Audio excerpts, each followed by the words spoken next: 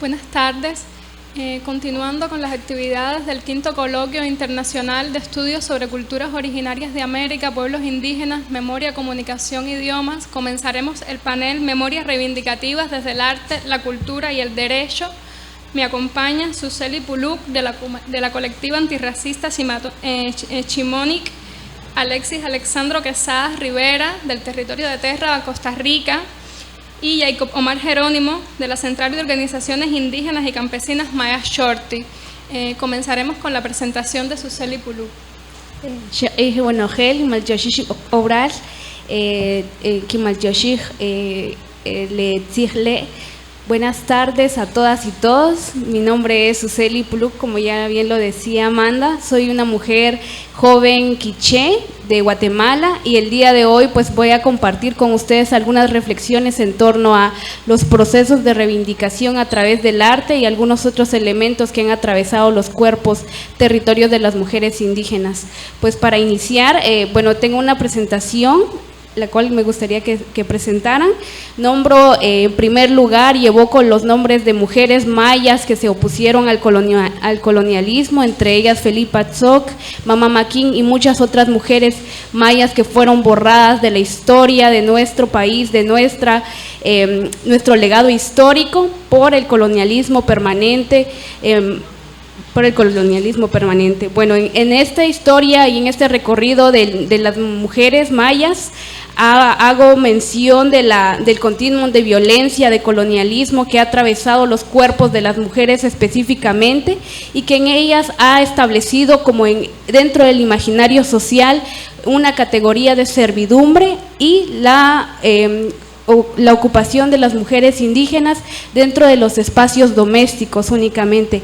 Acá pues vemos algunas fotografías de mujeres mayas que fueron pues sacadas de sus comunidades para poder ponerlas al cuidado de personas no racializadas, en este caso mujeres blancas, hombres blancos, y que estuvieron al cuidado pues de sus hijos. En pues vemos las fotografías de mujeres indígenas que fueron parte de la historia, de esta historia que ya, como lo he mencionado, ha atravesado un proceso de colonialismo y sobre todo de represión y opresión de los cuerpos de las mujeres dentro de las comunidades y dentro de la historia.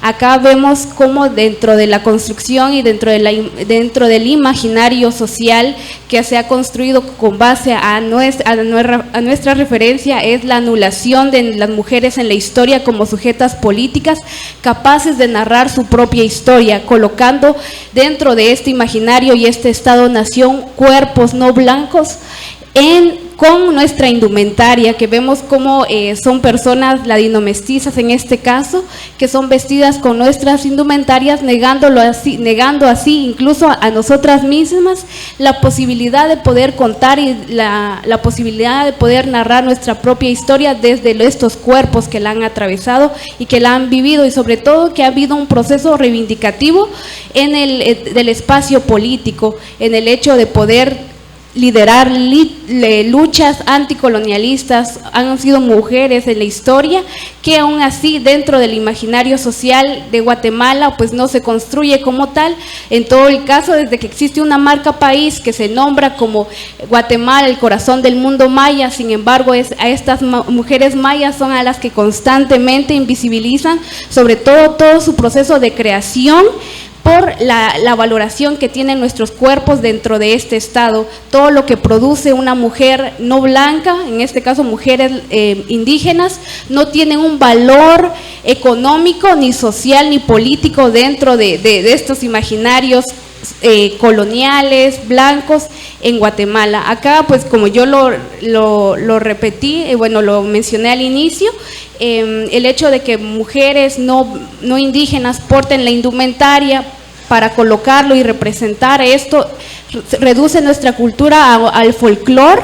El folclore que dentro de los espacios pareciera que somos pueblos estáticos, pueblos dormidos, no desarrollados, y nos presentan ante el mundo como una estampa folclórica que no ha sido capaz, culturas milenarias de poder trascender y poder desarrollar y narrar su propia historia. Entonces, en este apartado voy a hablar sobre ilustrar cómo resignificar la historia y negarnos al silencio. Dentro de este proceso de continuos de violencia, siempre existe el patrón de la violencia sexual que atraviesa los cuerpos de las mujeres, no solo en el espacio político, en el espacio privado, sino también en lo público. Vemos cómo los procesos de los cuerpos de las mujeres son reprimidos, no solo por una violencia estatal, una violencia de Estado que somete a los cuerpos de las mujeres que están en defensa de sus territorios, sino además opta por utilizar los cuerpos de las mujeres para poder exotizarlos y presentarlos ante el mundo y poder así vender una marca país diciendo Guatemala, el corazón del mundo maya. Sin embargo, somos el rostro de las mujeres quienes aparecemos en todos los souvenirs, pero no hay un reconocimiento como tal de los derechos en todo tipo de acceso a educación, a salud y a un sinfín de reconocimiento que tendríamos que tener por derecho. Entonces, a este proceso le llamo ilustrar para resignificar nuestra historia, sobre todo porque las narrativas coloniales colocan la palabra sobre cuerpos no racializados que han venido contando nuestra historia, nuestra memoria, y que pareciera que ocupan, ¿no?, un espacio dentro de los social, un espacio social en el hecho de que la palabra obtiene valor a partir de que no sean contadas por cuerpos no racializados. Entonces yo acá hago una categorización de cómo lo que producimos o lo que recreamos desde nuestras narrativas muchas veces no se nombra como arte, y yo cuestiono también esa categoría del enunciado de arte, porque dentro de una lógica hegemónica, el arte tiene que ver con una producción de piezas, pero también busca una validación académica que dentro de estas categorías academicistas, pues también el hecho de que no tengas acceso, no lo hayas estudiado en la universidad o no tengas elementos suficientes para poder generar una defensa de tu obra, pues no llega a casar con todo estos patrones hegemónicos del arte, de la estética, las bellas artes, como se les nombra. Sin embargo, yo hablo de que dentro de los pueblos originarios sí tenemos una necesidad muchas veces de nombrar lo que hacemos como arte, como proceso reivindicativo, pero a la par llevando un proceso de reflexión y de cuestionamiento que el arte como tal llega a ser hegemónico, sobre todo por la carga individualista que llega a tener. Hay un reconocimiento individual de lo que se hace a una única persona, y esto vino con un proceso también de autocrítica, un proceso de confrontación a mí misma por los espacios en los que estaba ocupando a partir de los procesos de creación. En mi proceso particular, a mí yo era siempre en los espacios la artista. Sin embargo, muchas de mis obras iban plasmadas en objetos de barro, muchos objetos que son parte de la cocina maya, parte de la cocina de mi familia, pero nunca había un reconocimiento como tal a ese otro proceso de creación. Voy a tratar de hablar más despacio. A ese proceso de creación, sobre todo porque al artista, en el mundo del arte solo hay cabida para el reconocimiento de una sola persona, no desde la colectividad. Entonces yo profundizo en la capacidad de creación de las mujeres indígenas, que no es lo mismo hablar de la capacidad de creación que hablar del arte, porque la capacidad de creación se vincula a un proceso histórico en la que las mujeres principalmente construyen sus saberes, y podríamos reivindicarlo como ciencias a partir de un linaje y de un proceso contextual, histórico, familiar, porque vemos como en el caso de las mujeres alfareras de Chinautla, las mujeres desprenden sus objetos, todo su proceso de creación viene de un linaje materno principalmente, una herencia. Las piedras que usan para poder lijar, para poder darle forma a las piezas de barro, son heredadas. Entonces no son cualquier cualquier piedra la que se usa, sino viene con un proceso de herencia familiar, pero también se vincula con un pasado reciente, que en este caso son las mujeres de que no aprendieron de la noche a la mañana a elaborar objetos de barro, sino viene también de un proceso que se construyó dentro de su misma comunidad y que paralelamente se vincula a un proceso de lucha en defensa de su tierra con empresas extractivistas que constantemente tratan de extraer la arena de sus ríos y están constantemente luchando con toneladas de basura que llega desde la ciudad capital a sus comunidades. Entonces yo me posiciono y reivindico la capacidad de creación de las mujeres indígenas más allá del arte, ¿verdad? Porque el arte puede ser una categoría, una posibilidad para enunciar nuestros procesos, no es absolutorio tampoco, sino más bien como paralelamente en el proceso reivindicativo de que reivindicamos no artesanía, sino arte, los procesos de creación, paralelamente reivindicar esta capacidad de creación que se vincula a un pasado reciente. Entonces, la siguiente diapositiva, ahí hago el enunciado, ¿verdad? Cómo las mujeres nos involucramos dentro de esa capacidad de creación, no solo como en el hecho de crear objetos por crearlos, porque no trasciende lo estético, se vincula con esa defensa de esa memoria colectiva, esa epistemología de las comunidades que se centra también en un valor de cuidado al agua, a la tierra, a la comunidad, porque hay una organización que paralelamente funciona a ese proceso de esa capacidad de creación que se vincula específicamente dentro de la columna vertebral de la comunidad, que es cómo las mujeres en medio del empobrecimiento seguimos creando textiles, seguimos creando, a pesar de que hay escasez de hilos, hay escasez de materia prima, las mujeres desde su capacidad de creación, con los objetos y las herramientas que tienen, logran permanecer, pervivir los elementos que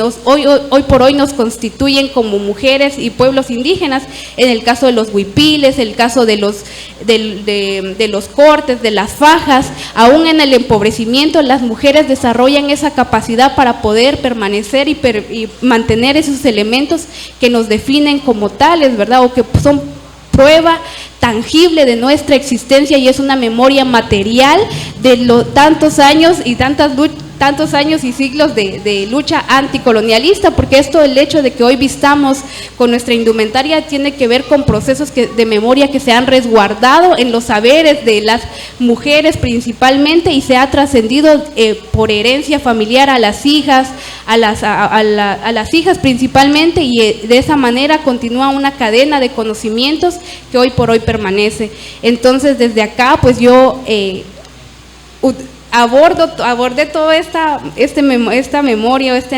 andamiaje histórico para posicionar como dentro de esas luchas que se han atravesado con un sistema racista, clasista, patriarcal, cómo la memoria de las mujeres puede trascender más allá de la oralidad y cómo resignificamos la palabra a partir de elementos visuales, y eso es lo que he hecho, ¿verdad? Ese ha sido parte de mi trabajo, el hecho de tomar la memoria, estos continuos de violencia, y poderlo reflejar en material visual para poderlos ser digerible y que lleguen a comunidades, en el caso trabajo en varias comunidades, poderlo imprimir y poderlo llegar a tener al alcance de jóvenes y niños principalmente esta memoria traducido en imágenes, y por ello yo reivindico como la palabra visual, más allá de lo que occidentalmente conocemos, ¿verdad? La palabra tiene que ser oral o escrita, yo resignifico los procesos a partir de la capacidad de creación y de la memoria y la palabra visual.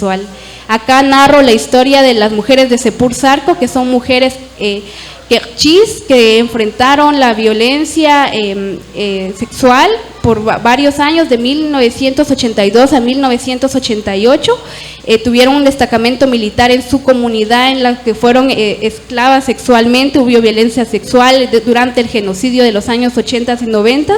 Entonces acá las mujeres de Sepur Zarco llevan a militares a juicio, fue el primer caso de violencia sexual llevada a la corte por mujeres quechís, y que este caso pues todavía representa muchos retos para llegar a la justicia, pero el hecho de que mujeres quechís se hayan sumado a romper el silencio y que a través del complemento, en mi caso, de la palabra visual, poder difundir la fuerza de estas mujeres que llevaron a un proceso judicial a militares, que fue uno de los primeros casos de mujeres que denunciando la violencia sexual. Continúa la narrativa, que es como una historieta de las mujeres de Sepurzarco, y que fueron llevados a 2 exmilitares y pudieron de alguna manera enfrentar la vergüenza, como lo venía mencionando Nadia, ¿no? El hecho de que la colonialidad ahí insertado dentro de los cuerpos y dentro de la memoria de las mujeres, la vergüenza, el miedo a hablar, es el hecho a poder posicionar esta narrativa, esta historia con generaciones más jóvenes. Y acá a través del trabajo utilizo un poco el sarcasmo para poder manifestar los procesos de extractivismo epistémico que hay dentro en las comunidades indígenas por personas no racializadas, sobre todo la academia que llega a las comunidades a extraer un sinfín de conocimientos, curiosamente o contradictoriamente, en el hecho de que cuando son mujeres, hombres o dentro de las comunidades indígenas narran su propia historia, posicionan sus saberes, sus epistemologías, es considerado como saberes sin ningún valor, pero al momento en que una persona blanca o una persona con con acceso a la academia, mejor dicho, o que la academia lo respalda, llega a tomar estos saberes, estos sí obtienen valor, ¿no? Y empiezan incluso a comercializarse dentro de este mundo académico. Entonces la epistemología es un campo de disputa también para las comunidades. El hecho de que nosotras tengamos acceso a la universidad puede ser una posibilidad para poder estar en un mismo espacio de poder y poder como defender y poder posicionar estas contradicciones que tiene la academia, en el hecho de extraer la información y no devolverla a las comunidades, y cómo a través de las herramientas digitales colocar esto ha generado un sinfín de violencias, ¿no? El hecho de decir, bueno, entonces, ¿qué quieren los pueblos indígenas?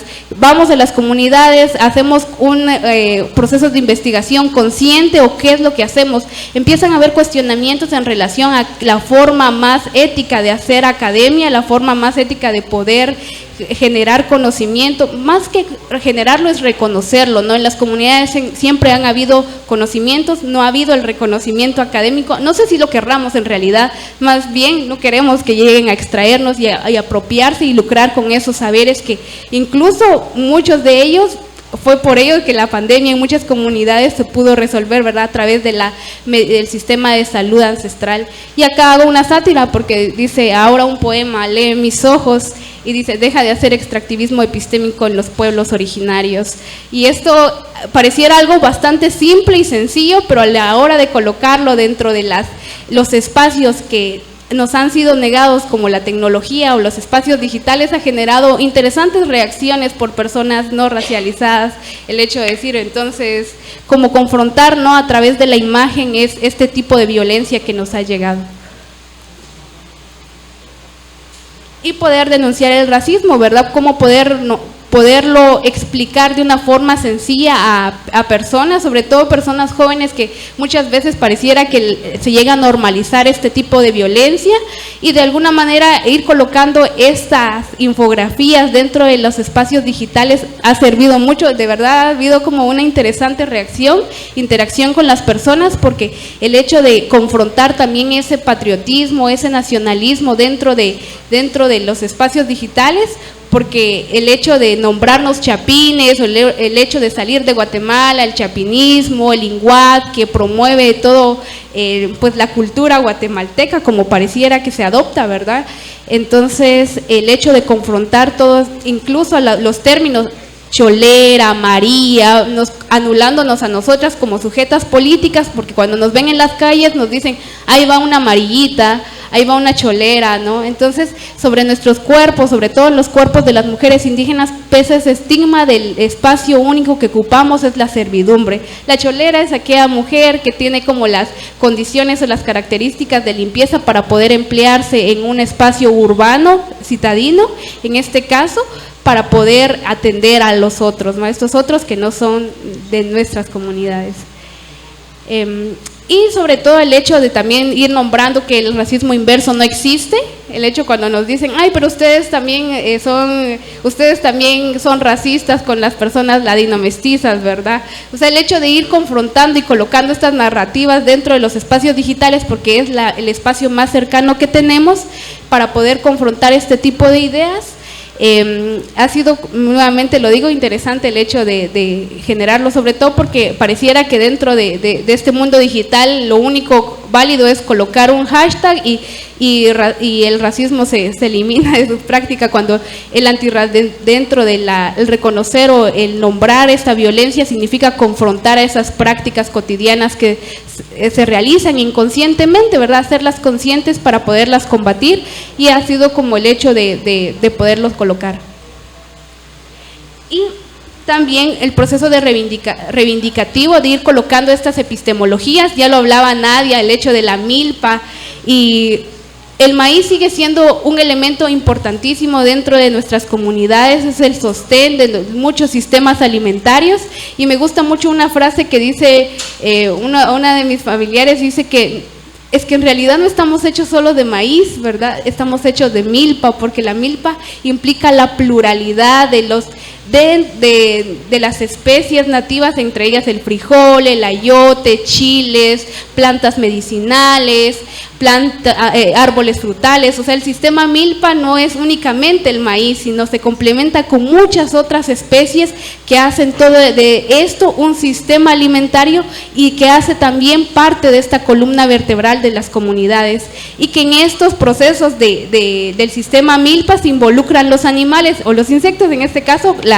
para la conservación de las semillas, las hormigas, y hay narrativas preciosas dentro de las comunidades, o por lo menos mi abuela también cuenta muchas como historias en relación a la hormiga, ¿verdad? Cómo el maíz llega a la troja, que la troja es una de las casas donde se almacenan las semillas, se identifica la mejor mazorca para poderla resguardar, para poderla reproducir, y cómo en este proceso de cuidado de las semillas se involucran los animales, ¿no? Y incluso tiene una lógica preciosa, ¿no? Dicen las serpientes, cuando van uno al terreno, va a la parcela, la gente lo que ve una serpiente, lo primero que piensa es en matarla. En la lógica y en el pensamiento maya no es así, porque la serpiente cumple la función de poder controlar los ratones, porque los ratones se comen el maíz. Entonces hay una narrativa preciosa en el hecho de conservar ese ecosistema, ¿verdad? Cómo funciona tan integralmente, y cuando dicen, no, hay una serpiente, hay que matarla, y dicen que cumple una función importante, regular que no haya muchos ratones y se coman las semillas. Incluso el hecho de cuando sembras 5 granos de maíz pensando en la viuda, pensando en que va una semilla para el pájaro, una semilla para la viuda, una semilla para la familia, cómo la lógica del pensamiento trasciende más allá del pensar solo en mí, ¿verdad? Y que en estas imágenes coloco este pensamiento plural que engloba el maíz, el ayote y el amaranto, que es una de las plantas que se está retomando en el proceso de resguardo de las semillas. Y en el anterior donde dice, tal vez en el anterior, porque cuando las personas olviden cómo cultivar y guardar la semilla, el capitalismo habrá triunfado. Uno de los, bueno, yo cierro con esta frase, con esta pequeña historieta, porque el hecho de que hoy por hoy los pueblos indígenas conservemos nuestros maíz y las especies de maíz, pese a procesos de genocidio que quemaron parcelas completas de cultivos de maíz, y con ellos se desaparecieron varias especies de maíz nativo y semillas de tomate nativo, porque había muchas especies o muchas variedades de tomate nativo, y durante los años 80, 90 del genocidio desaparecieron varias semillas de maíz nativo y de tomate. Entonces todo este proceso de recuperación ha sido el hecho también insistente de luchar con la academia, que constantemente nos dice, para ser alguien en la vida tenés que estudiar, y estudiar significa dejar tu comunidad, porque no tenemos acceso a la universidad dentro de nuestros contextos más cercanos. Entonces eso significa que si abandonas tu comunidad, abandonas una parte importante del territorio, porque la comunidad es la columna vertebral del territorio, y si no hay cuerpo político que la defienda, no hay, todos estos saberes se pierden, ¿no? Entonces hay una lucha constante contra estos procesos de violencia, pero también de desvinculación con un territorio vivo. ¿El anterior? Perdón. Y que dentro de esta narrativa visual también coloco el hecho de confrontar el colonialismo interno, ¿no? En la pandemia pareciera que era lo único con lo que nos estábamos enfrentando, sin embargo, habían estas otras violencias prolongadas a lo largo de la historia que no han desaparecido, y que entre ellas es el colonialismo, ¿no? Y aquí hay una pequeña adaptación del cuento corto de Augusto Monterroso, que es La otra pandemia, el colonialismo, y cuando despertó, el virus del colonialismo seguía allí, porque en realidad constantemente estamos luchando contra eso, ¿no? No solo las narrativas, sino contra un epistemicidio constante de extractivista en las comunidades, que están llegando a las comunidades a robarse no solo la tierra, no solo los saberes, sino cómo buscan constantemente desvincularte de ese territorio vivo.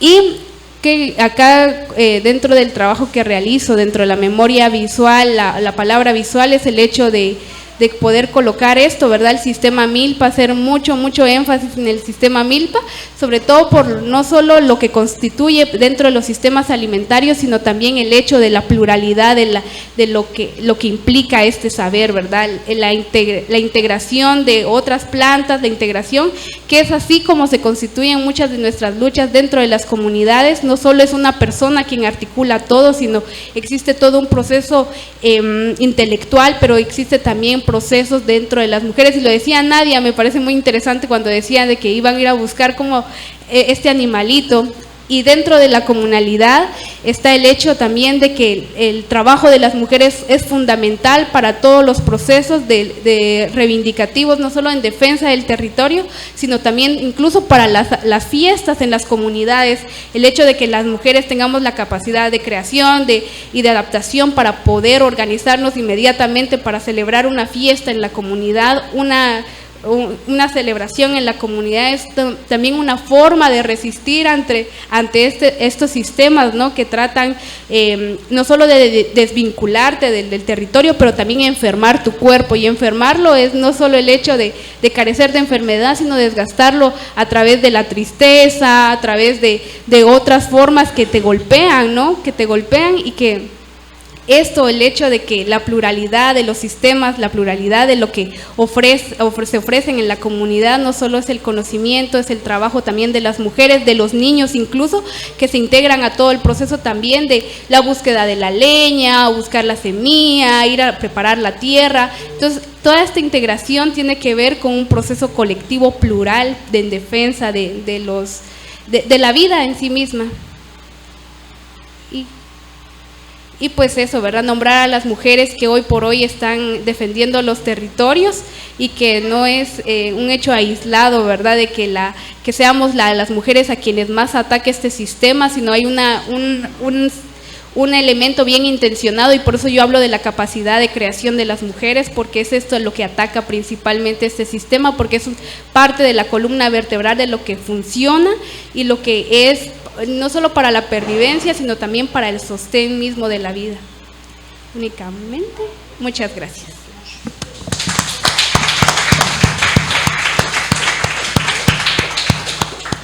Bueno, y para continuar alimentando este diálogo enfocado en las reivindicaciones colectivas, damos la palabra a Alexis Quesada, quien nos hablará de sus experiencias desde el territorio indígena de Térraba y sus procesos de adaptación para la conservación y promoción de la cultura. Muchísimas gracias, Amanda. En primera instancia me gustaría agradecer a Amanda, a todo el equipo de producción de las Casas de las Américas, por la oportunidad de estar aquí, compartir con ustedes un poco acerca de mi experiencia trabajando en el ámbito cultural de mi territorio, que es el territorio indígena Térraba. Entonces, si tal vez podemos proyectar la segunda diapositiva.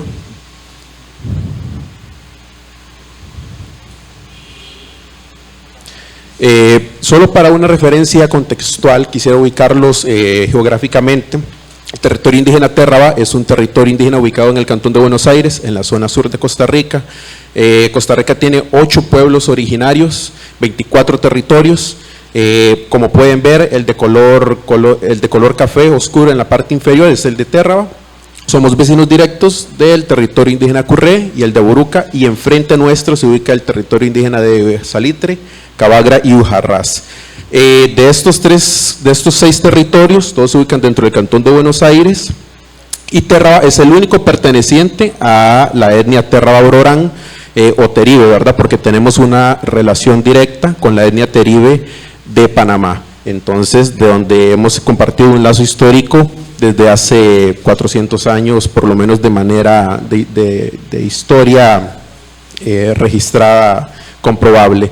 Entonces, para ubicarnos geográficamente dentro de este contexto, Térraba se funda legalmente mediante la ley 7626 en el año de 1976 por el gobierno costarricense, con una delimitación muy por debajo de lo que fue en su momento. Actualmente cuenta con 9.355 hectáreas, como pueden ver en la gráfica. Narraciones de los mayores indican que esa superficie se cuadriplicaba, e incluso al llegar a las partes del Valle del Coto, que se encuentran más al sur de nuestro territorio. De hecho, de todos los territorios indígenas, Térraba es el tercero más pequeño, en comparación con Salitre o Cabagra Ujarrás, que tienen una proporción geográfica de 28.000, 29.000 hectáreas respectivamente. Entonces son territorios de Costa Rica muy grandes, porque a diferencia de muchos otros países de Latinoamérica, como por ejemplo Panamá o Nicaragua, en Costa Rica solo el 2% de la población tiene ascendencia indígena. Entonces, en Nicaragua y en Panamá esa cifra sube hasta más del 10%, y en otros países es incluso mayor. Con respecto al estado de conservación cultural, yo, a muy pesar mío, tengo que decir que en comparación, por ejemplo, con la compañera Nadia, o con los compañeros que tengo a mi lado, no hablo mi idioma Térraba. El idioma Térraba es una lengua como tal extinta. Hay menos de 2 hablantes puros del idioma que superan los 100 años. Entonces, el Térraba como tal es una derivación directa del Teribe, pero ya no hay hablantes fluidos y lúcidos de todo nuestro idioma. Entonces, por la parte oral nos encontramos en una situación muy preocupante, ¿verdad? Más que preocupante, desoladora, ya que simplemente desde este punto no hay un retorno inmediato hacia la continuidad y la preservación de nuestro idioma como parte de nuestra cultura, que siempre ha estado, porque dentro del sistema educativo costarricense todos los estudiantes de territorios indígenas reciben una asignatura semanal de 40 minutos de su lengua materna, pero a pesar de eso llega hasta sexto de primaria, y de ahí en adelante, bueno, se abandona y no se continúa. Y también parte mucho la población, porque Térraba, aparte de su disminuida geografía, para estimaciones de 2011 éramos 1.270 personas las que habitábamos el territorio con ascendencia indígena o que nos reivindicábamos como indígenas, y para las personas no indígenas que habitan dentro del territorio, la suma ascendía hasta 870 personas. Entonces, en contraste, es una ocupación de gente, de personas de otros territorios, como en Costa Rica los conocemos como blancos, muy importante. Entonces, si tal vez podemos continuar. Esto me gustaría indicar que lo estoy diciendo porque esta ponencia se basa en el proceso de fortalecimiento y promoción cultural del territorio. Entonces, para yo poder abordar eso de una manera mucho más enfática, tengo que establecer estos precedentes para que podamos entender de mejor manera. Algunas de las amenazas, limitaciones y desafíos que tenemos es precisamente la influencia externa. Desde los 1940, inicios de los 50, el gobierno, mediante el Instituto para la Colonización, como se llamaba en ese momento, inicia la construcción de la Ruta 1, que es interamericana, que después sería la interamericana. Nuestro territorio se rodea por 17 kilómetros de carretera interamericana sur, a la altura de Paso Real. Entonces, como pueden ver, 73 años después, desde ese inicio, las consecuencias de esa influencia externa por personas de la comunidad ha sido muy importante. De igual manera, muchas de las personas que hoy habitan el territorio son descendientes de esas primeras personas que llegaron como colaboradores del gobierno para la construcción de la carretera. La población, bueno, ya se los indiqué anteriormente, y un dato que les quiero dejar sobre la mesa es que para 2009 varios estudios antropológicos indican que era un 12% del territorio lo que se tenía en manos de personas indígenas. El resto era ocupado por personas no indígenas y dedicado principalmente para la explotación ganadera y de monocultivos como el banano y la piña.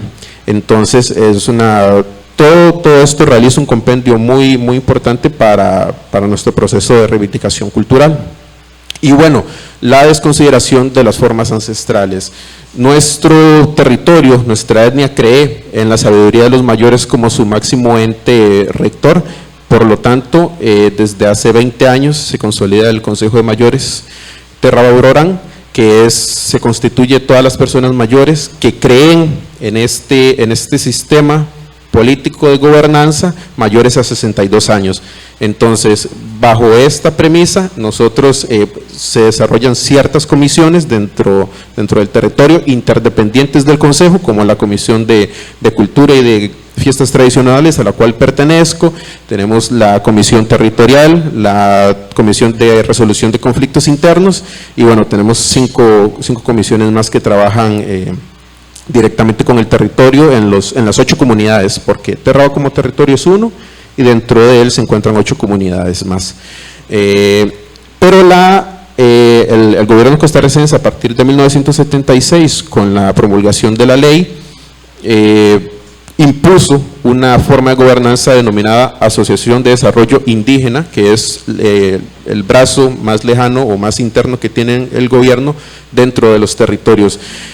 A pesar de que Costa Rica ratifica en 1990, en la década de 1990, el convenio sobre pueblos indígenas y tribales de la OIT, y en el convenio se indica que cada pueblo es soberano en la elección de su forma de gobernanza territorial, y el Estado costarricense, después de ese reconocimiento, todavía no le da, por lo menos al territorio indígena Terraba, esa posibilidad de establecer legalmente entre todas sus competencias al Consejo de Mayores, y mantiene la ADI como una organización paralela aún funcionando dentro de nuestro territorio. Entonces también es una forma de violentar la soberanía, no solo política, sino social y cultural de nuestro territorio, nuestro pensamiento. Respecto a los abordajes para la integración y el fortalecimiento de la cultura, tengo que indicar que las expresiones culturales dancísticas y artísticas son lo más representativo de nuestro territorio. La que tal vez representa de mayor forma es la danza Sogra Cuomgra, o del toro y la mula, que se lleva a cabo cada fin de año. Y bueno, esta danza representa la interacción de las personas del bosque con las malas energías representadas a través de un toro, ¿verdad? Naturalmente designado de esa manera por la presencia del ganado en América por los colonizadores. Entonces, que antes de eso no lo teníamos, y los jugadores utilizan en sus vestimentas máscaras de animales labradas de madera. La gestión comunitaria, como les comentaba, ha sido tal vez el pilar más importante para este proceso de fortalecimiento cultural a través del Consejo de Mayores Brorán Terraba y sus diferentes comisiones. Con respecto a las reconsideraciones, a pesar de que somos un territorio indígena, somos conscientes de que siempre somos objetos de mejora, siempre podemos aumentar, tener una mayor lucidez respecto a nuestro funcionamiento territorial, y somos conscientes de eso y tratamos de mejorarlo, no solo en el aspecto político, sino en el aspecto general, tomando en consideración desde la parte cultural hasta lo económico. Quisiera hacer un hincapié muy fuerte en la investigación académica, tanto desde dentro de nuestro territorio. Tenemos varios investigadores, varios recopiladores, incluso poetas, ciertamente no tan reconocidos como Nadia, pero muy cerca. se han dedicado durante muchos años a tratar de recopilar y de investigar acerca de las diferentes expresiones de nuestro pueblo, porque recordando un poco la danza del toro y la mula, fueron 60 años durante los que no se practicó, desde 5 años antes de la entrada del gobierno para la construcción de la Interamericana hasta inicios de los 2000. Entonces son 50 años, 55 años donde no se practica, y a partir de ese entendimiento de que estamos en una situación extremadamente complicada y grave, bueno, se asumen esas responsabilidades y esas obligaciones, porque lo vemos más que un deber, una obligación del fortalecimiento cultural, y que hemos llevado de la mano gracias a muchas instituciones como el Ministerio de Cultura costarricense, las diferentes universidades públicas que hacen una labor muy loable, muy laboriosa todos los años mediante las Vicerrectorías de Acción Social, la Universidad de Costa Rica, la Universidad Nacional, la Estatal a Distancia, también muchas organizaciones fuera de nuestro país como la FAO, y la OIT colaboran de manera muy directa para este fortalecimiento, teniendo en cuenta y bajo los requerimientos de cada uno de las comunidades, porque sí hemos sido muy enfáticos precisamente lo que mencionaba la compañera anteriormente sobre el extractivismo de conocimiento. Entonces, cada una de estas investigaciones, sea tanto de personas locales como de personas fuera del territorio, se llevan bajo un estricto control de promoción y reconocimiento de ese conocimiento a quienes le pertenece, que al fin y al cabo es el territorio Térraba y sus pobladores. Con respecto al turismo, es tal vez el cuarto y no menos importante, pero tal vez de menos impacto para la cultura costarricense, para la cultura Térraba. Costa Rica es un país que promulga y promueve de manera muy enfática, muy fuerte a nivel internacional su proceso y funcionamiento de flora y fauna y diversidad ambiental.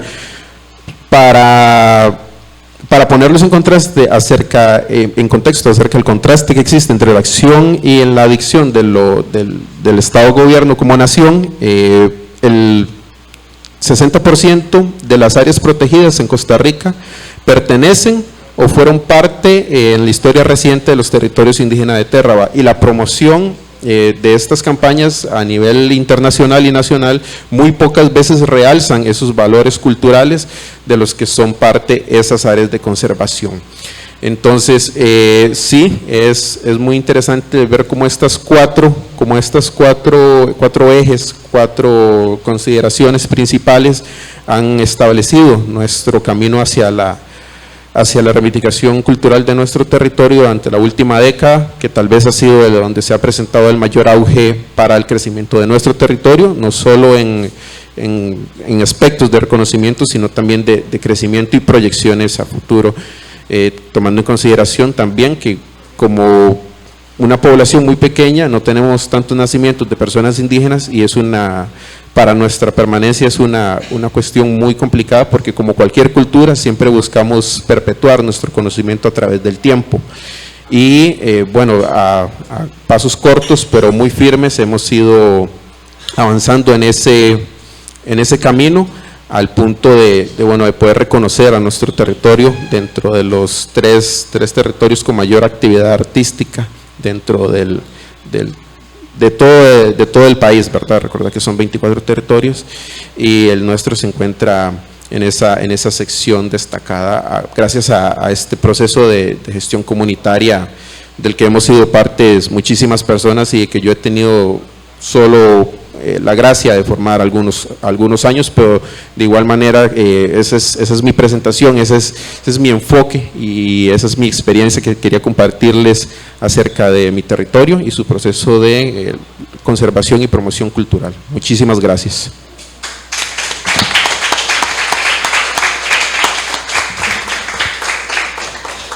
Muchas gracias, Alexis. Alexis, de alguna manera su ponencia se puede relacionar con lo que ahora abordará Omar Jerónimo, porque él nos hablaba sobre el convenio 169 de la Organización Internacional del Trabajo y sobre los temas de la autodeterminación y el autogobierno, y Omar nos hablará de la reconstitución la libre determinación y la gobernanza del pueblo maya Xorti. Entonces, de alguna manera son temas que desde territorios diferentes están relacionados, como están relacionados todas estas luchas. Gracias. Joaquín, voy a hacer un par de consideraciones y voy a cometer una barbaridad. Primero voy a definir tal vez algunos conceptos que voy a estar como hablando en este proceso, como por ejemplo ladinos. Es una palabra que en América Latina en general no se utiliza, ¿no? O sea, la utilizamos en Guatemala y es para nombrar a las personas que no son indígenas, pero que tampoco son de las castas españolas, pero se creen europeos y además de pura sangre, a tal punto que pueden ser los más racistas, ¿no? Entonces, por eso cuando escuchan a un guatemalteco siempre está hablando de ladino. Y de los pueblos indígenas los conocemos como, cuando se habla de un ladino, tramposo, aprovechado, delincuente, etcétera, ¿no? O sea, es decir, hay palabras que van trascendiendo 500 años de conquista, colonización, luchas y resistencias en Guatemala y en América Latina. Dicho eso, también voy a cometer la barbaridad de abrir una computadora, porque voy a tratar de hilar 3 documentos que por primera vez son encargados a intelectuales, investigadores desde los pueblos maya Xorti. Nunca estamos encargando investigaciones, siempre nos investigan y muchas veces sin saber que nos investigaron, ¿no? Entonces voy a hablar de 3 documentos para referirme a la reconstitución del pueblo maya Xorti y cómo hemos caminado, y este va a ser un esfuerzo, 2000 años, 20 siglos de luchas y resistencias y 500 años de conquista y colonización. El pueblo Xorti está ubicado en el oriente guatemalteco, al occidente de Honduras, es decir, más acá al sur, y compartimos la frontera con Honduras y El Salvador. Entonces, nuestro territorio antes de la colonización tenía una enorme territorio que ahora ocupamos solo el 20% de ese territorio, es decir, fuimos estrechados por conquistas, guerras, etcétera, al 80%, ¿no? Y luego la otra consideración que quiero hacer es que la historia uno la puede contar desde diferentes ángulos.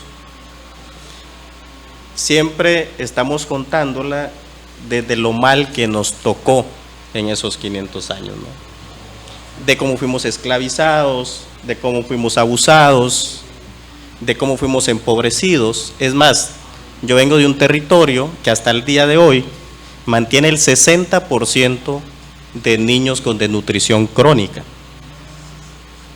Y eso también es parte de un proceso de resistencia, lucha y empobrecimientos.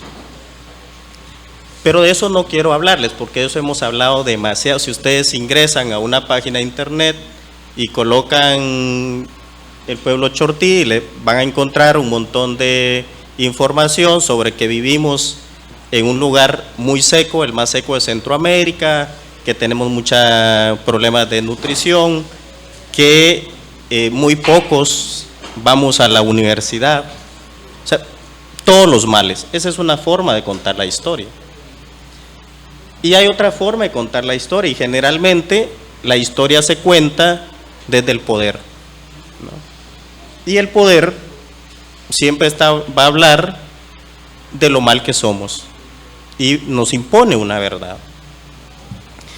Entonces nosotros hemos decidido contar la historia desde el pueblo chortí y hemos decidido que todas esas cosas, por las malas problemas de pobrecitos, los discriminados, etcétera, las vamos a dejar a los académicos que la cuenten, a los que no les gusta estudiarnos, y nosotros vamos a contar de cómo, a pesar de los pesares, por 500 años el pueblo chortí existe,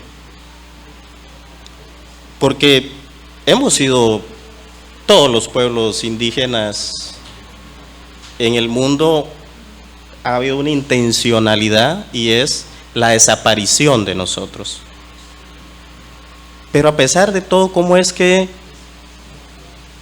seguimos existiendo?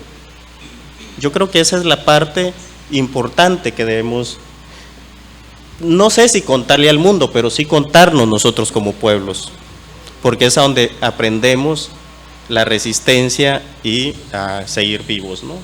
Pero entonces permítanme abrir mi computadora. Y si hablo demasiado rápido, también dígamelo, porque tenemos esa buena costumbre de hablar rápido todo, del lugar del cual yo vengo, mucho más que los quiché. Ya, los quichés son muy educados y hablan muy bien. Nosotros somos muy mal educados en el oriente guatemalteco, entonces eso va a ser un problema conmigo. Y además tengo una presentación que no tiene letras, tiene fotos, solo para que conozcan la cara del resto de hermanas y hermanos míos chortí en el oriente guatemalteco. Entonces voy a empezar.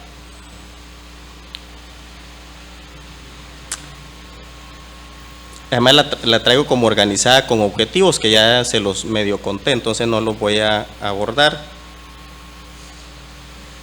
Y estas 3 documentos están encargados a una doctora en geografía, imagínense. Entonces tenemos un estudio de geografía e historia, ¿no?, de los chortí.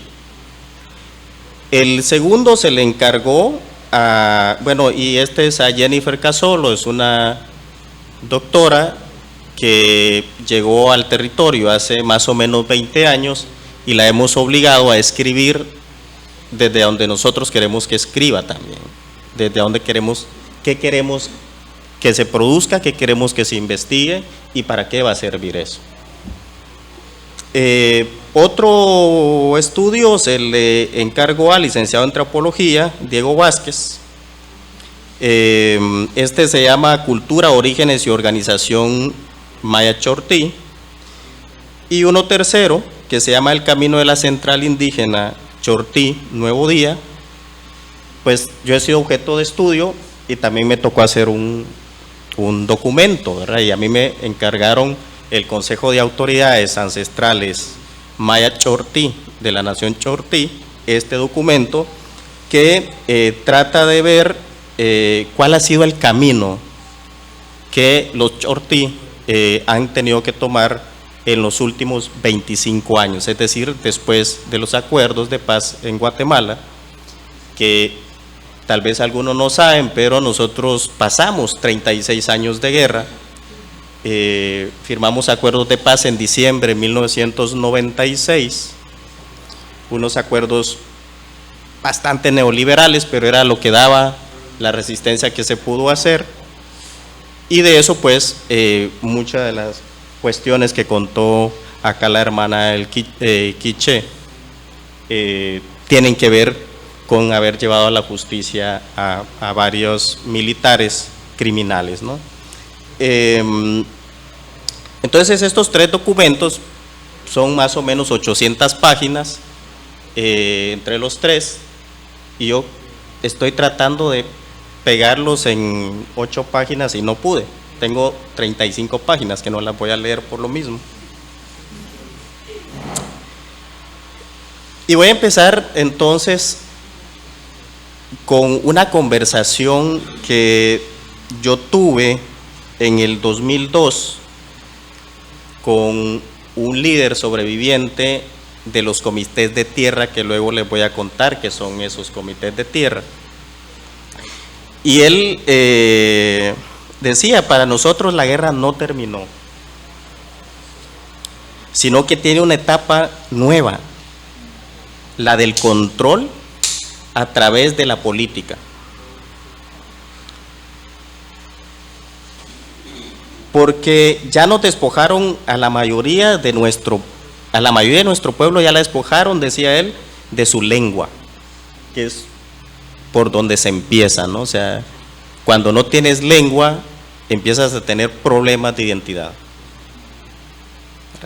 Cuando nos quitan nuestro idioma, empezamos a tener problemas de identidad porque tenemos que pensar como piensa el otro, no como pensamos nosotros.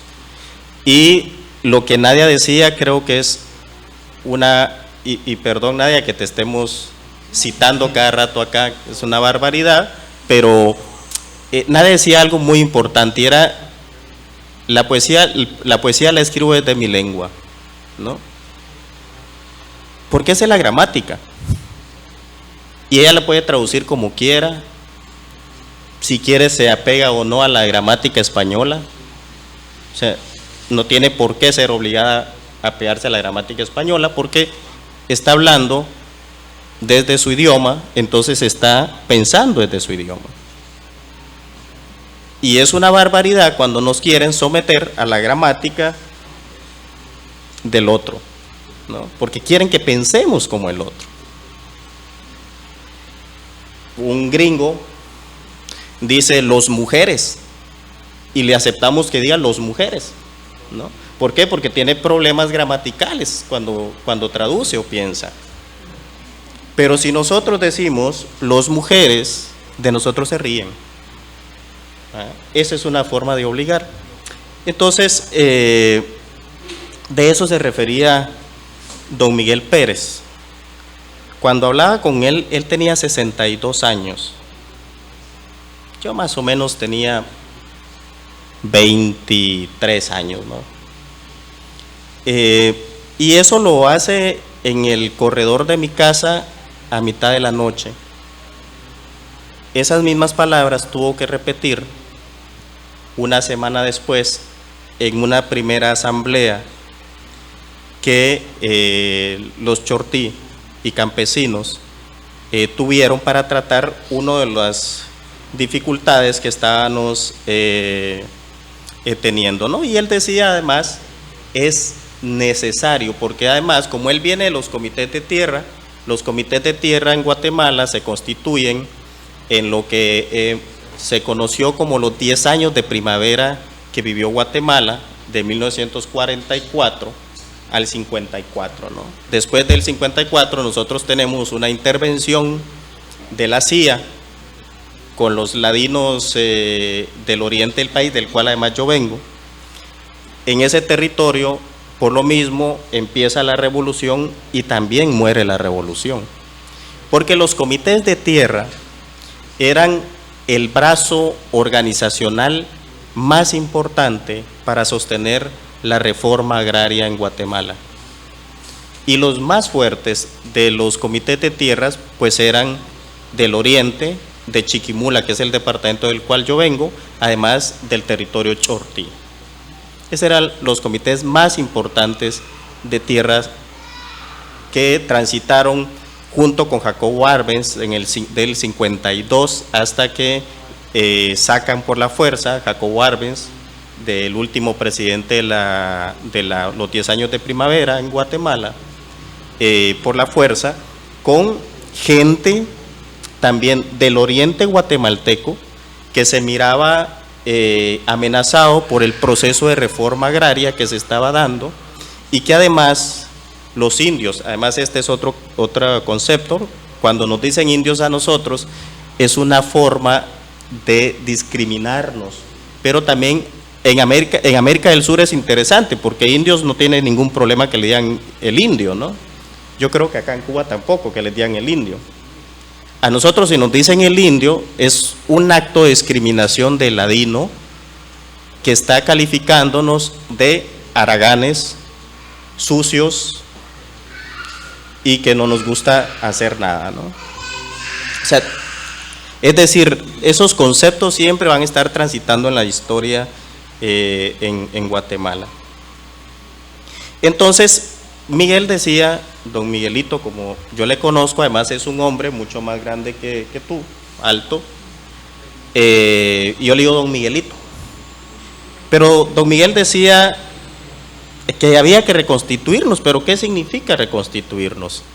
¿Verdad? Esa es una pregunta que nosotros, los Chortí, nos estamos haciendo y implica disputar y recuperar la propiedad de la tierra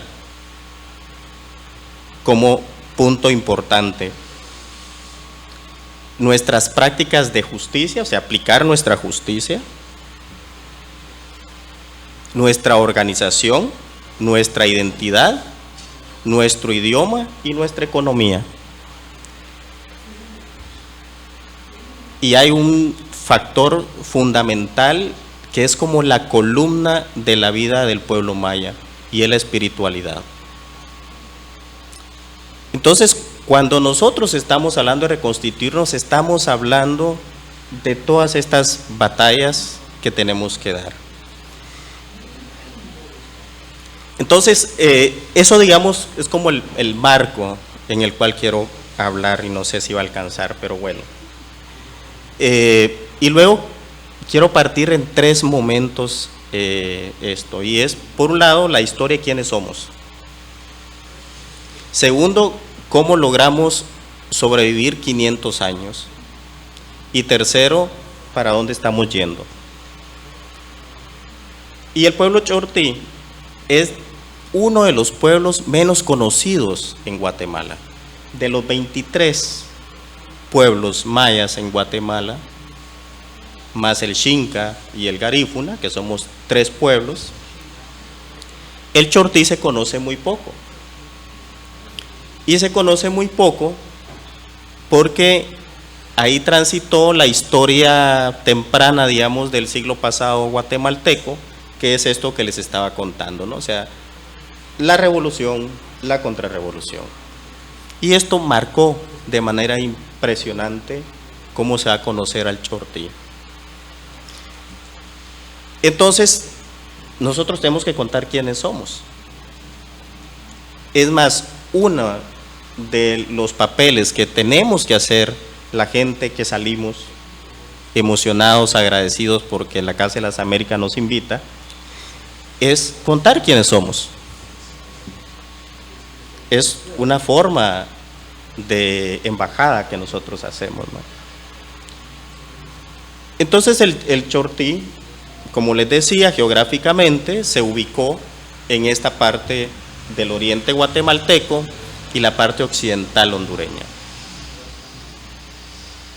500 años atrás esas fronteras no existían. Éramos una nación que nuestro territorio incluso se extendía cerca de la ciudad de lo que ahora conocemos como Guatemala. Nuestros vecinos pues eran cachiqueles, nuestros vecinos eran los Ekchi, y ahí hay una ruptura de fronteras de las cuales nosotros pues ahora estamos hablando. Y nuestra lengua es la más importante para entender la escritura antigua maya. Si ustedes quieren entender, los arqueólogos que van a estudiar Isinché, que van a estudiar Tikal, etcétera, tienen que llegar a Copán, aprender Chortí, aprender a leer Copán para poder entender toda la historia, las ciencias y las tecnologías mayas. Ese es nuestro idioma. Muy pocos Chortí lo saben. Y la mayoría de nuestros hermanos y hermanas mayas tampoco saben eso. Pero la raíz, digamos, del idioma es el maya Chortí. Esa es un poco como contar la riqueza de la cual venimos. Este pueblo, hay un censo de 1526, que es el primer encuentro violento que se tiene con las tropas españolas, ¿no? Y ahí nosotros, digo nosotros, estoy hablando 500 años atrás, éramos más o menos 125,000 chortí. De 1526 a 1550 se contabilizaron 10,000 chortí. Es decir, en más o menos 27, 30 años hubo una desaparición casi total del pueblo chortí. 30 años más, solo se contabilizaban 845 chortí. 100 años más tarde nos contabilizaron 8,000 chortí. Es un cuadro que tengo ahí del censo, de los censos que muchos investigadores han hecho. Es decir que vamos de 150, 10, 800 y aparecemos otra vez 8,000, ¿no? en ese transcurso. En 1927, y después les cuento por qué estoy haciendo esta línea, aparecían otra vez solo 12,000 chortí. O sea, habíamos crecido muy poco en 200 años, ¿no?, de población. Pero en 1944, ya ingresando al proceso revolucionario, aparecen otra vez 57,000 chortí. O sea, nadie se reproduce, ningún pueblo se puede reproducir a esa velocidad, ¿no? O sea, es una cosa impresionante.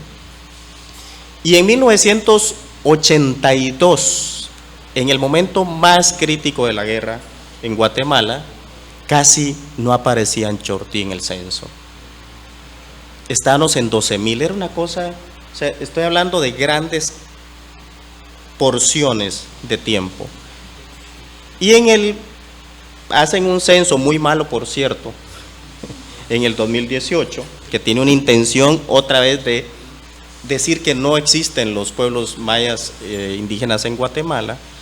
Aparecemos siendo 225,000 chortí, pero es el que dice que habla chortí, ¿verdad? Porque luego hay un sinfín de chortí que dice no, yo soy campesino, que también tiene que ver con historia.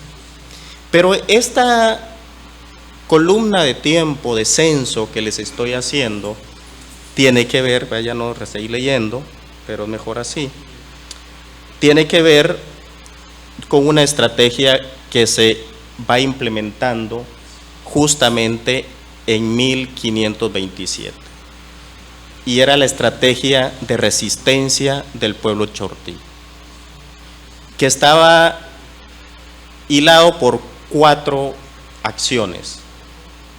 Por un lado, las alianzas; por el otro lado, la escapada o la huida, como nosotros le conocemos; por el otro lado estaba el ataque o los levantamientos; y por el otro lado estaba el litigio, o sea, litigar en las cortes españolas muy temprano. O sea, habían 4 cuestiones que a veces podían estar juntas, o a veces hacerse por separado, o a veces pudieron parecer demasiado contradictorias en la historia. Entonces, cuando aparecen 125,000 chortí censados al inicio de la masacre, muchos dicen que la mayoría morimos por enfermedades que traían los españoles, y voy a asumir una responsabilidad, yo creo que fue más por matanzas, a gran escala que por más enfermedades. Porque si de algo sabemos los pueblos mayas es de medicina, porque es otra forma que podemos contar la historia, desde la medicina. Entonces el pueblo chortí asume una estrategia de resistencia que tiene 4 grandes acciones. Y estas huidas tenían que ver que cuando los españoles estaban conquistando, estaban repartiéndose a los indígenas que iban a servir como servidumbre, mano de obra, casi a esclavitud. Entonces el pueblo chortí se resiste y lo que hace es abandonar territorios en los cuales se asentaban los señores, los españoles, y se iban a las laderas, a las montañas, en las cuales eran de difícil acceso a los españoles. Entonces se quedaban sin la certidumbre, se quedaban sin la gente. Y los que se quedaban como servidumbre, en los momentos donde los españoles se embriagaban y hacían sus fiestas y esto, habían levantamientos. Se le quemaban las casas a los españoles, o se le mataba a los animales, o se le robaba a los animales, y a veces habían levantamientos y ataque de los chortí que habían escapado. Es decir, que nos mantuvimos 275 años en esa forma. Y por el otro lado, entonces, cuando vemos esta de escapar, pero también de actuar de una manera conjunta para atacar al agresor, había entonces una forma de comunicación entre los chortí que estaban en las laderas. A nosotros nos conocen como los chortí de la ladera, ¿verdad? Que vivimos en la ladera seca hasta la fecha, hasta el día de hoy. Pero también nos conocen como violentos. Los indios más violentos son los del oriente. Y quizás los hermanos mayas que están aquí siempre escuchan, es que los del oriente son malos, ¿no? Casi siempre se está refiriendo al oriente como un oriente ladino y que todos son malos, ¿no? Pero hay ahí un proceso de resistencia siempre. Y la tercera estrategia que se va en este proceso, pues claramente era de las alianzas.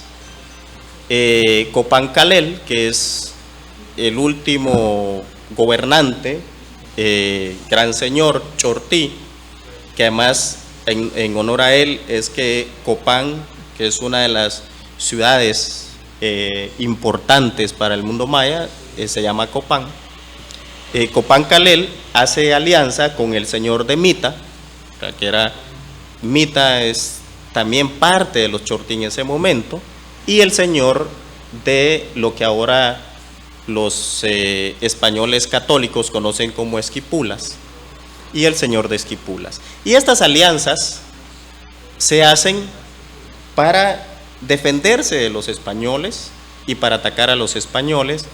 Y todavía, luego de la muerte de Copán Calel, que cae en una de las batallas en Esquipulas, esas alianzas se fueron dando incluso en la historia temprana, en la guerra de los 36 años que hemos vivido. Y la cuarta, que era los litigios. En los primeros 30 años de conquista, los chortí que desaparecían y aparecían, también aprovechan a la iglesia y empiezan a presionar para que se empiecen a dar las famosas leyes de indios. Y cuando se establecen las famosas leyes de indios, empiezan a litigar. empiezan a demandar a la iglesia en ese momento que abogue por ellos ante la corona porque están siendo abusados y que prefieren pagar impuestos, los tributos, directo a la corona, no a los españoles que estaban en los regimientos, y que preferían además que parte del dinero de tributos que se daba a la corona quedara para la construcción de iglesias. Y como eran, ahora voy a hacerlo más rápido. Entonces, sobre la base de eso, empiezan a litigar, ¿no?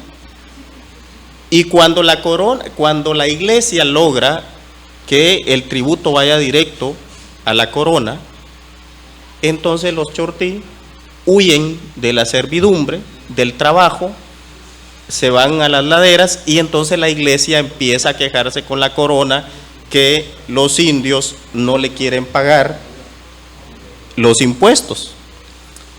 Para no ser atacados, regresan a la servidumbre con una condición, y era: nuestro trabajo va a ser para la construcción de iglesias. Y esas iglesias tardaron 100 años, 150 años en construirse, porque los chortí decían que iban a trabajar, pero se iban, escapaban y regresaban, ¿no? Entonces, ese proceso lleva a que en 1736, y voy a cortarlo ahora, 1736, se le diga a la corona: miren, ustedes tienen acá una ley que dice que los que somos naturales de estos territorios tenemos derecho a la tierra, no tenemos que presentar un documento donde diga que es nuestra, los españoles sí, pues tienen que presentarlo para acreditarse esas tierras, nosotros no, y se usa una palabra muy importante que hacen que su abogado en ese momento la use, y es de tiempos inmemorables. ¿Y qué era un tiempo inmemorable? 1600 años atrás. Entonces, se litigan las tierras y se dicen: en tiempos inmemorables, nuestros abuelos y nuestros padres mandaron a medir estas tierras, pero por un descuido de nuestros padres y nuestros abuelos no las registraron. Entonces nosotros queremos que a costa nuestra, y vamos a pagarle al medidor 2 tostones, que eran 2 tostones, son 4 reales en ese momento, 2 tostones por caballería que se midan y se pasen a nuestro nombre como común de naturales. En el caso de Jocotán, de Santiago Jocotán, de San Juan Camotán. Y así es como se obtiene el primer título de propiedad colectiva, privada y colectiva, de las tierras chortí. Y de ese proceso hay ahora mismo en Guatemala más o menos 40 litigios de reclamos de propiedad, y hemos registrado más o menos 5,000 caballerías de tierra que están tituladas a nombre de pueblos indígenas en Guatemala durante la corona. Pasando esto, viene la famosa independencia, 1821, y ahí tenemos un primer problema como chortí, y es que los liberales que han ganado el gobierno, que van a gobernar, en los primeros 5 años pasan un sinfín de legislaciones para modernizar la economía guatemalteca, la cual iba a echar mano de las tierras, de los pueblos indígenas colectivas, porque iba a tratar de que todos los ciudadanos fueran iguales, y al ser iguales, cualquier extranjero que llegara era igual a nosotros, por lo tanto tenía derecho a nuestras tierras, y como nosotros no teníamos capacidad de producirlas, pasaba al que tenía la capacidad de producir y exportar. Así, al día de hoy, alemanes le han quitado un sinfín de tierra a los quechí, y vivimos guerras constantes con los quechí, con el Estado por eso. Pero los chortí dicen: ¿saben qué? Nosotros tenemos capacidad de producir y exportar. Y como vamos a exportar café, nosotros le vamos a exportar a Honduras café, a los pares chortí, ¿no? Y fue la trampa para mantener en 1821 a 1888 las tierras en manos de los chortí todavía. Lógicamente, aquí estamos pasando todo ese censo que les hice, ¿no? 1912 hay un gobierno que promulga dos leyes importantes y una de ellas era la ley de la vagancia. Todo aquel que no tenía en qué no trabajar, trabajaba obligado para el Estado o para los hacendados, etcétera, y a costa de él, ¿no? Se iban 15 días a trabajar o un mes, y bueno, ¿quiénes iban a ser los pobres a vista del ladino? Eran los indígenas. Entonces los hombres, muchos hombres desaparecen, y por eso es que el censo ahí otra vez baja. Muchos hombres desaparecen y son las mujeres de Camotán, 500 mujeres chortí, que mandan una carta al gobierno, le dicen: necesitamos que liberen del trabajo a los hombres porque hay hambre a costa que los hombres no están trabajando. Entonces, ellas asumen el litigio otra vez, ¿no? Pero siempre está el chortí litigando, aprovechando, digamos, esa regla. Cuando viene el proceso contrarrevolucionario que va a caer el gobierno de Ubico, los chortí hacen alianza entonces con el gobierno de Arévalo Bermejo, que es el primer gobierno que llega de la revolución, y con Jacobo Arbenz, con el temor que la reforma agraria, como éramos terratenientes, también nos pasara a nosotros quitando las tierras, ¿no? Y la propiedad colectiva. Aún con ese temor, como se consideraba que en la revolución todas estas leyes iban a ser abolidas, entonces había que hacer alianzas con ellos, ¿no? Con Jacobo Arbenz, y se hacen los famosos comités de tierra de ese momento. Y la campaña de 1952 a favor de Jacobo Arbenz son los campesinos chortí. Además ya no se llama chortí, se llama campesino. O sea, emula entonces nombres dependiendo la época y el contexto. Entonces, en la revolución agraria era mejor llamarse campesino porque queríamos que nos devolvieran tierra de Asunción Mita, de los mitecos, que nos habían quitado en todo este proceso, ¿no? Cuando les hablé de la reducción. Luego de eso, lógicamente, viene la contrarrevolución. Se nos instaura ahí dos masacres importantes, la del Comité de Tierra 1968 y otra que se llama La Ceiba.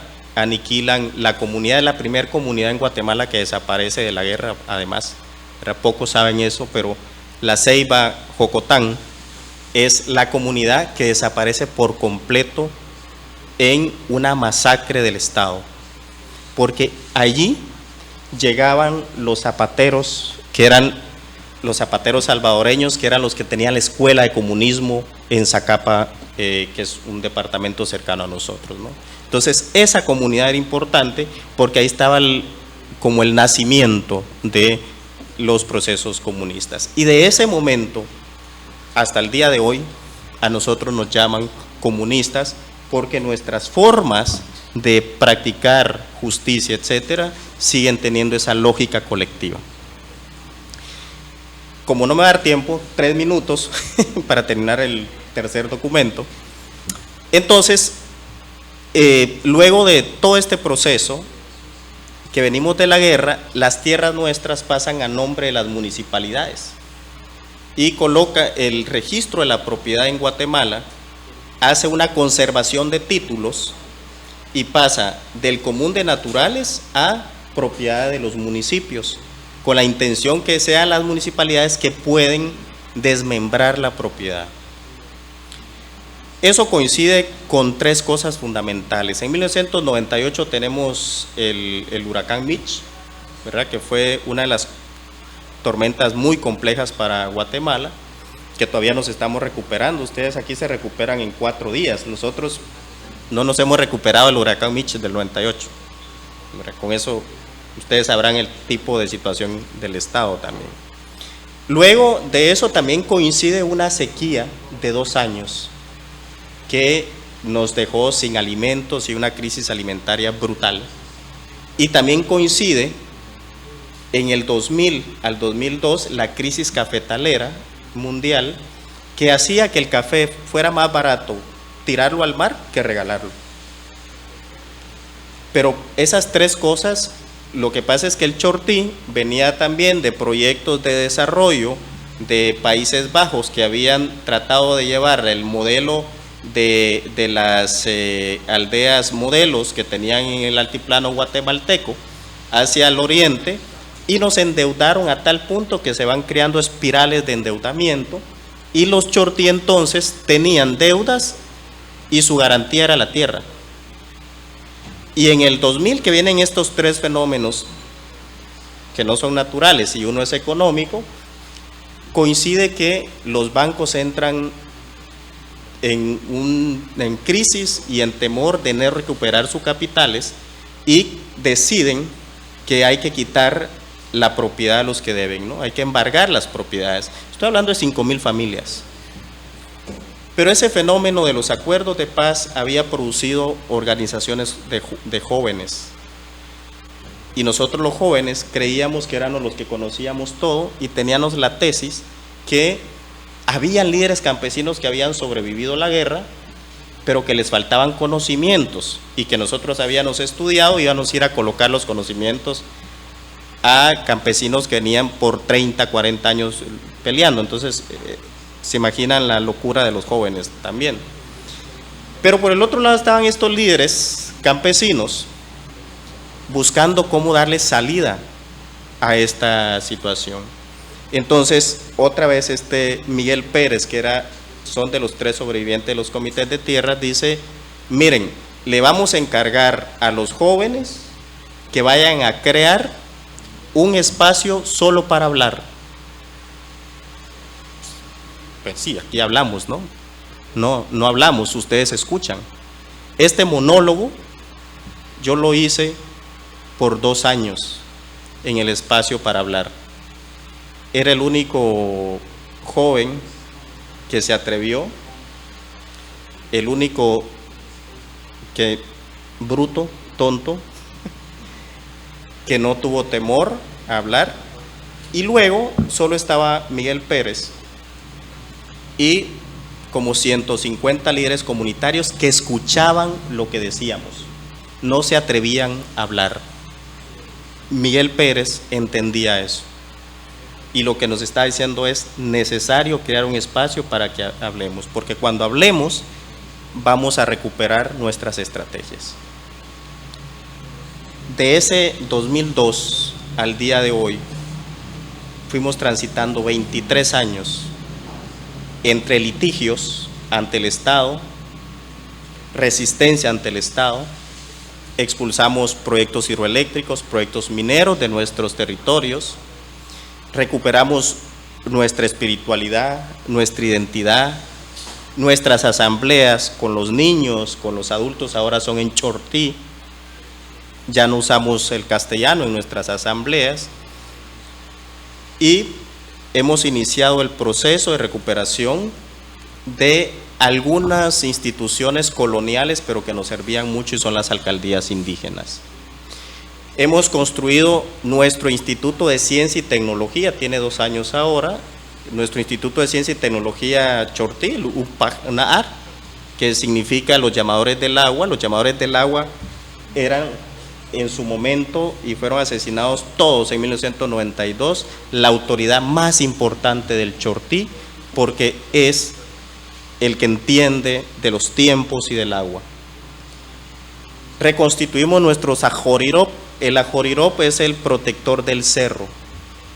Nuestros principios espirituales consideran que cuando morimos no nos vamos, nos quedamos en los cerros, y ahí están nuestros abuelos con la sabiduría. Por lo tanto, nuestra autoridad política, nuestra autoridad de aplicación de justicia es el ajorirop, porque él está obligado a proteger los cerros. Y en los cerros está la Jorchán, que es la serpiente, que es sagrada porque son los ríos que serpentean nuestros cerros.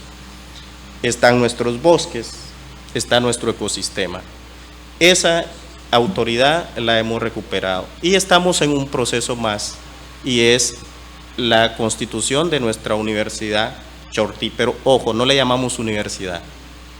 La universidad es una verdad universal impuesta, ¿no? Y nosotros consideramos que nosotros tenemos ciencias, pero que también otros pueblos mayas y otras culturas tienen ciencias, y que todas son válidas, y que su aplicación depende mucho desde los principios culturales y filosóficos de los cuales partimos. Una de esas es la medicina. Nosotros practicamos un tipo de medicina que para el COVID nos sirvió un montón, pero también hay vacunas y otras cosas, ¿no? Que es otro tipo de ciencia. Entonces nuestra Pluriversidad Maya Chortí lo que busca es que el joven chortí que le toca de acá en adelante impulsar la resistencia y el futuro del pueblo chortí entienda esas diferentes formas de interacción del mundo. Ese es el documento que nos han encargado, porque también, como he pasado más o menos entre 28, 25 años en este proceso, hay un momento de que los que fuimos jóvenes y ahora somos adultos, necesitamos también ir a ser los ancianos, ¿no? Y vendrán los nuevos jóvenes con las nuevas instituciones. Nosotros fuimos formados para recuperar, pero ahora viene un proceso de gobernanza, de mantener otra visión del mundo, del futuro. Esa ya no la podemos tener nosotros, que de una otra manera tenemos un pensamiento más de ataque, más guerrerista, ¿no? Eso quizás a veces hasta es fácil porque tiene que ver con la pasión, pero mantener otras formas más estables, más de relación de la vida, eso le tocarán a otros jóvenes, y para eso se está preparando el pueblo Maya Chortí ahora. Perdón.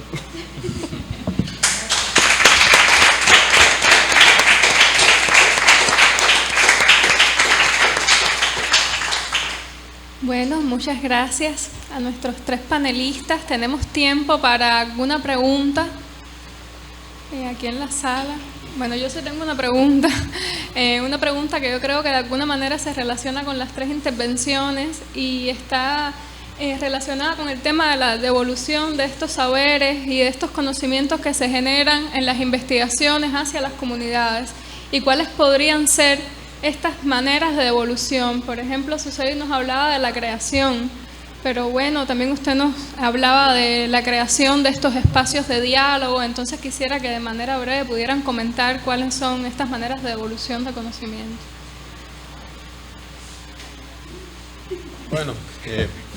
Bueno, en el caso particular del territorio Térraba, semanalmente se llevan a cabo asambleas del Consejo de Mayores Térraba, donde se reúnen representantes de las 8 comunidades, precisamente en ateniencia a cada uno de los aspectos que haya que abordar en ese momento. Las investigaciones tienen su lugar, tienen que ser previamente, pues, de cierta manera aprobadas, tienen que ser revisadas, y sus resultados son siempre, tienen la prioridad en presentación. Antes, si por ejemplo es una investigación foránea, debe presentarse primero en el territorio y posteriormente donde pues deba ser presentada. Hay intervenciones de talleres, de actividades desde que se nos inculca el tema de la cultura. Entonces hay talleres desde niños, adolescentes, jóvenes, y conforme uno va avanzando en la etapa de edad, esas actividades van teniendo naturalezas diferentes, que siempre es tratar de esa retroalimentación hacia el trabajo realizado. Entonces es una de las formas, porque hay algunas otras como los festivales anuales del territorio Ororán, donde se invitan también a representantes de 14 territorios, no de todos, pero sí de muchos. Entonces son por lo menos 2 de las más principales que tenemos nosotros para estos efectos.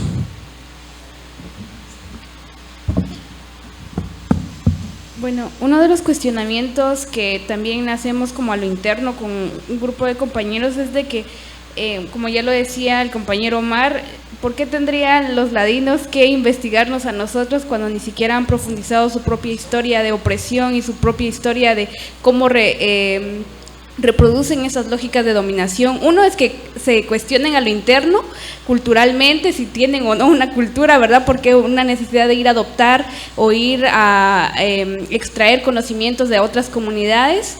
Y lo otro es de que las otras formas es los procesos de investigación como más éticos, ¿no? Si hay un proceso económico ahí del cual se benefician, poderles devolver a las comunidades, que son quienes no se les regresa ni su conocimiento material, ni tampoco económicamente hay una retribución a las comunidades. Entonces, principalmente, eso serían como las retribuciones económicas en relación a poder aportar a bibliotecas comunitarias o poderlos retribuir a organizaciones comunitarias en donde puede producirse conocimiento o mantener este conocimiento a nivel comunitario. Pero lo otro principal es el hecho de cuestionarse a sí mismos estas lógicas de dominación, porque venimos como repensando en el mundo indígena, investigan el mundo indígena, pero no tienen la capacidad de cuestionarse a sí mismos inicialmente, de cómo sus condiciones de privilegio les hace poder beneficiarse de un conocimiento que no es de ellos.